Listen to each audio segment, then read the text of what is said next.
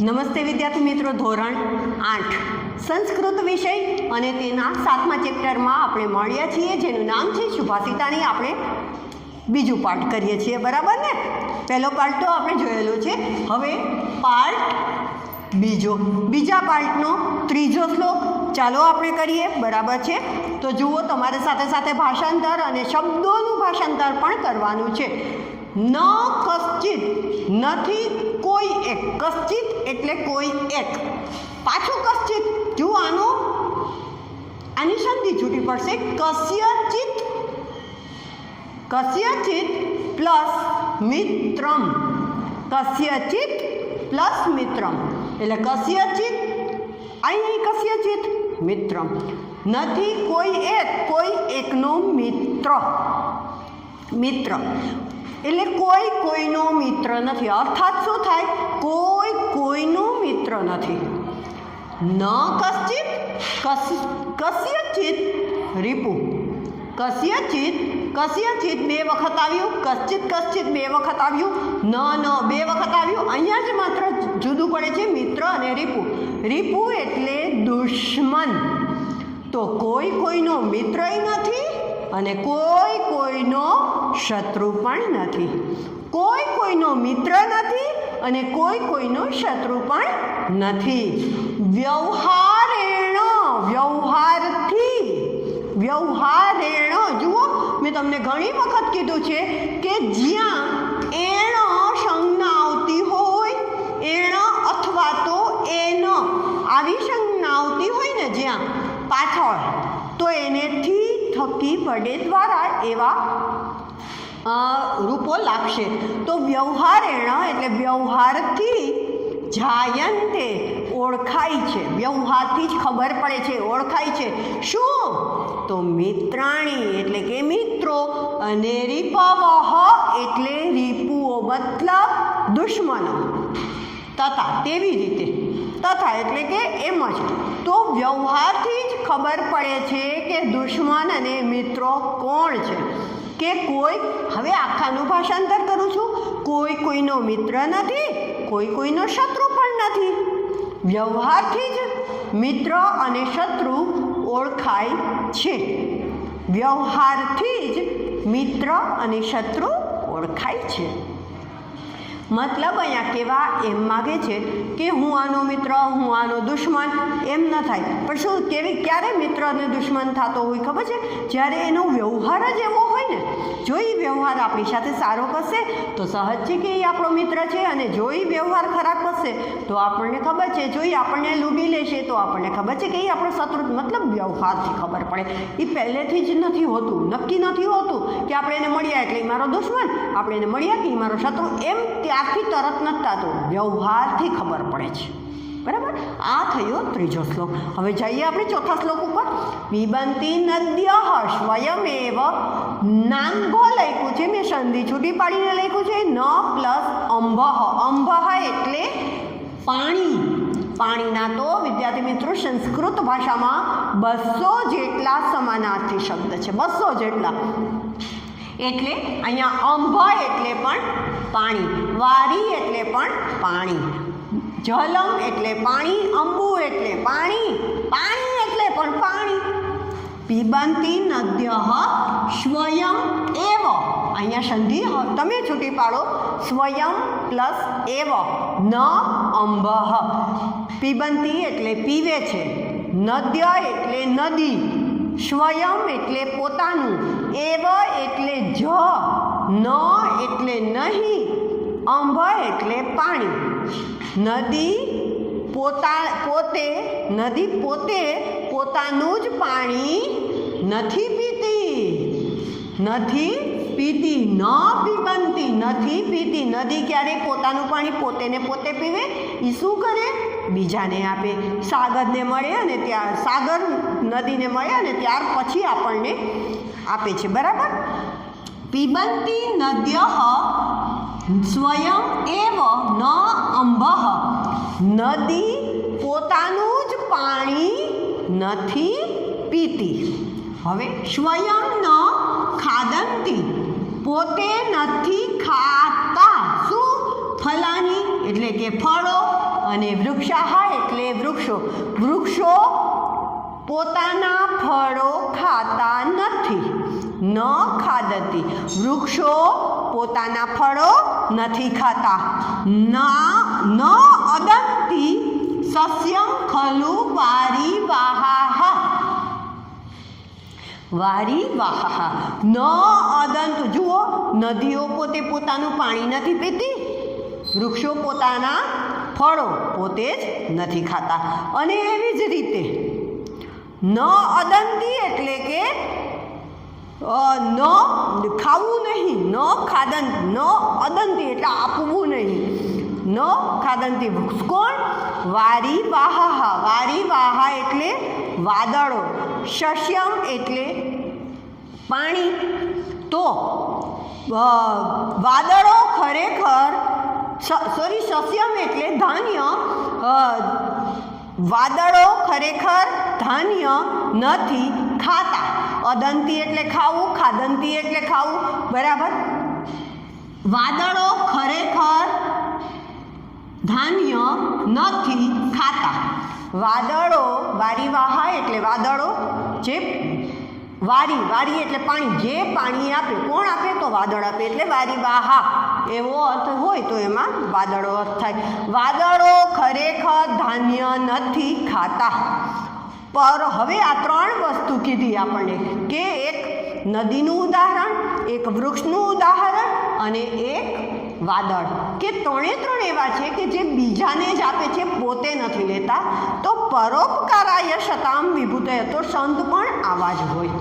અહીંયા ત્રણ ઉદાહરણ આપીને કહ્યું છે કે સતામ એટલે સંતો, વિભૂતય એટલે કે શોભે છે પરોપકારમાં, કે વિભૂતિ, એની વિભૂતિ જે હોય, વિભૂતય મતલબ એની જે કંઈ પણ એની પાસે ધન સંપત્તિ જે કંઈ પણ છે, એટલે વિભૂતિ એની જે કંઈ પણ સજ્જન માણસની, સંત માણસની વિભૂતિ પરોપકારાય બીજાને માટે જ હોય છે.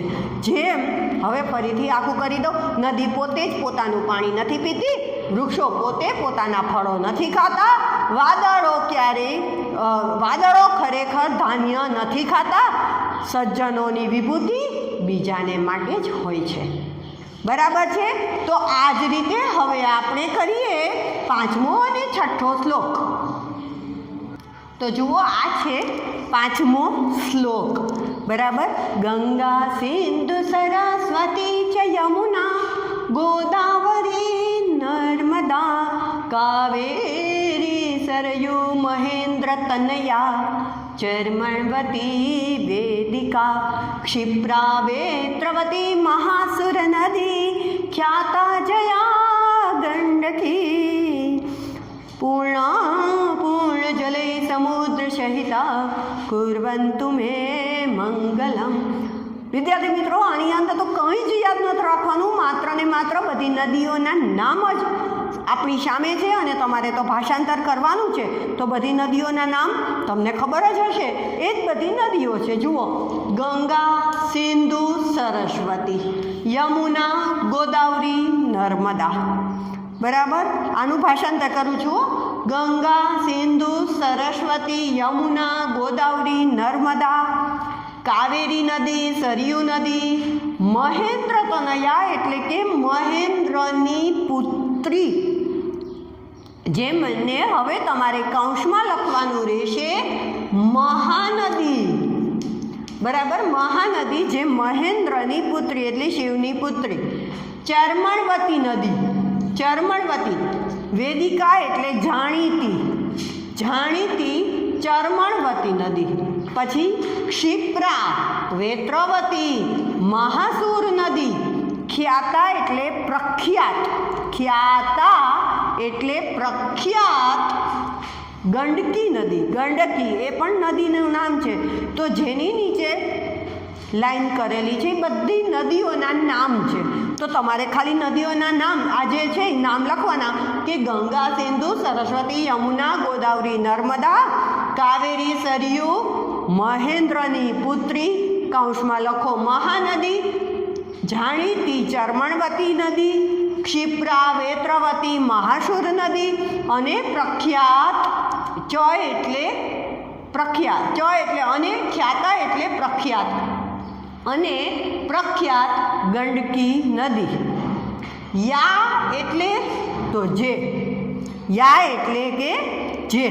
તો આ બધી જ નદીઓના નામ લખી અને છેલ્લી હવેલીટી છે એ જ તમારે તો ભાષાંતરની રહી, બરાબર. તો પૂર્ણાહા એટલે પૂર્ણ, તો પૂર્ણ જલય એટલે ખૂબ જ જળથી. તો જે બધી જ નદીઓ પૂર્ણ જળથી ભરેલી, પૂર્ણ જળથી ભરેલી સમુદ્ર સહિતા, સમુદ્રને મળીને એ બધી નદીઓ, આ બધી નદીઓના નામ લીધા છે અને ત્યાર પછી કીધું છે કે આ બધી નદીઓ ભરપૂર પાણીથી, પૂર્ણ નદી બને, ભરપૂર પાણીથી પૂર્ણ નદી થઈને સમુદ્ર સાથે મળીને કુર્વંતુ મે મંગલમ, કુર્વંતુ એટલે કરો, અહીંયા આજ્ઞા કરી છે એટલે આ આજ્ઞાર્થનું પરસ્મય પદનું અન્ય પુરુષ એક વચનનું રૂપ છે. કયું? કુર્વંતુ, કરો. મેં મારું, મંગલ એટલે કલ્યાણ. તો અહીંયા એમ કીધું છે કે આ બધી જ નદીઓ, આ બધી જ નદીઓ ભરપૂર પાણીથી પૂર્ણ થઈને સમુદ્રને મળીને મારું કલ્યાણ કરો, મારું કલ્યાણ કરો. તો કેટલો સરળ શ્લોક છે વિદ્યાર્થી મિત્રો, કે જેને તમારે માત્ર ભાષાંતર કરવાનું છે. તો એમાં ખાલી ને ખાલી નદીઓના નામ જ યાદ રાખવાના છે જે તમારી સામે છે, બરાબર છે. તો હવે આપણે ત્યાર પછીનો છઠ્ઠો શ્લોક પણ કરીએ, બરાબર છે. તો જુઓ અહીંયા રહ્યો આપણી સમક્ષ છઠ્ઠો શ્લોક. તો ધૃષ્ટમ ધૃષ્ટમ, ધૃષ્ટમ એટલે ઘસવું, ઘસી ઘસીને, પુનરપી પુનઃ ફરી ફરીને ઘસીને, ફરી ફરી ઘસ્યા જ કરીએ, ઘસ્યા જ કરીએ. તો ચંદનમ ચારુગંધમ, ચંદનને તમે વારે વારે ઘસો તો શું થાય? ખાલી થઈ જાય? અરે એની અંદરથી ખૂબ જ સરસ મજાની સુગંધ આવે. જેમ જેમ ઘસો ને તો એમ વધારે સુગંધ આવે. તો ધૃષ્ટમ એટલે ઘસવું, ઘસી ઘસીને, ફરી એટલું ઘસીએ, ફરી ફરીથી ઘસીને પણ ચંદન ખૂબ સુગંધીદાર બને છે. છિન્નમ છિન્નમ, કાપી કાપીને, પુનરપી પુનઃ, ફરી જેટલી વખત કાપીએ ને એટલી વખત સ્વાદુ એટલે કે સ્વાદિષ્ટ, સ્વાદુ એટલે કે સ્વાદિષ્ટ.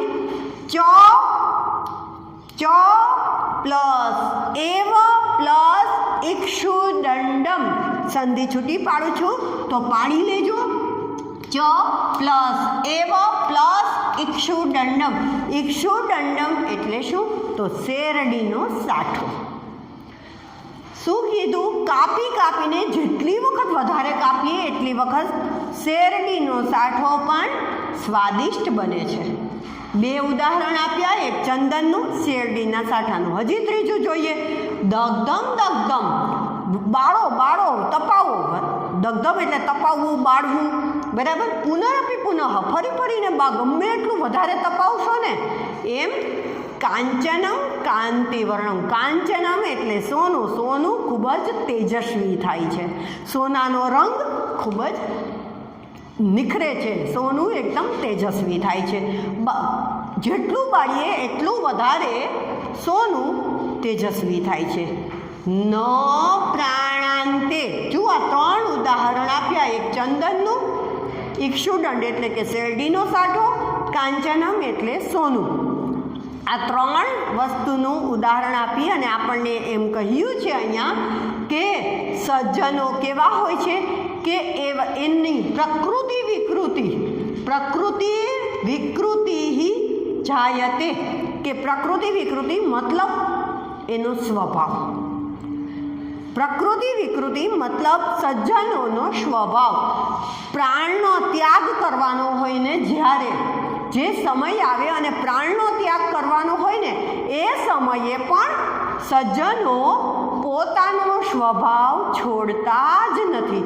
ગમે તે પરિસ્થિતિ એની સામે આવે પણ તે પોતાનો સ્વભાવ નથી છોડતા. સ્વભાવમાં કોઈ પણ ફેરફાર એનો નથી થતો કે એ ખરાબ પરિસ્થિતિ આવે તો ખરાબ થઈ જાય બધાની સામે, સારી પરિસ્થિતિ હોય તો સારા થઈ જાય, એવું સજ્જનોમાં નથી હોતું.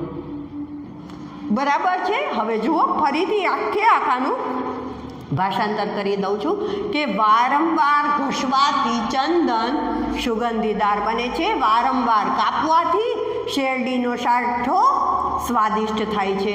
વારંવાર બાળવાથી સોનું તેજસ્વી થાય છે. તો એવી જ રીતે તેમજ પ્રાણ ત્યાગવાનો સમય આવતા સજ્જનો પોતાના સ્વભાવમાં કંઈ જ ફેરફાર કરતા નથી. ક્લિયર? બધામાં મેં તમને સંધિ છૂટી પાડવાનું હોય એ મેં તમને કહી જ દીધું. બરાબર કે ક્યાં? જુઓ હજી અહીંયા છે પ્રકૃતિ વિકૃતિ પ્લસ જાયતે. પ્રકૃતિ વિકૃતિ અહીંયા વિસર્ગ આવશે પ્લસ જાયતે.